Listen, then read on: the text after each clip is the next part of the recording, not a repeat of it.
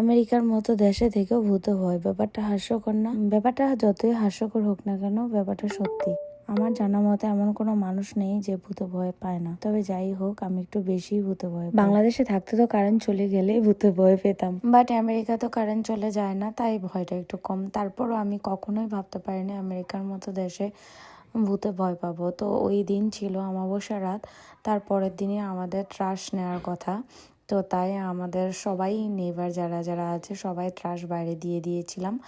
তো আমরাও দিয়ে দিয়েছিলাম, কারণ পরের দিন সকালবেলায় 7টা বাজে ত্রাস চলে আসে নিতে। সকালে যদি একটু দেরি হয় তাহলে ত্রাসওয়ালা না নিয়েই চলে যায়, এই জন্য আমরা সবাই আগের দিন রাতেই দিয়ে রাখি। রাতটা ছিল ঘোর অমাবস্যার রাত।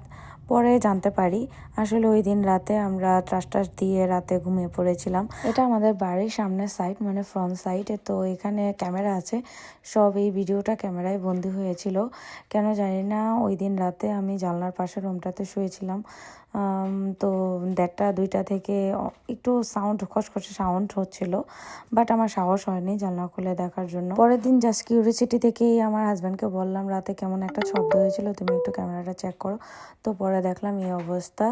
দেখুন এখানে একটা ছেওয়া চলতেছে, মানে প্রথম আমার গ্যারেজের কাছে ছিল, এখন ওই ত্রাসের কাছে চলে গেছে।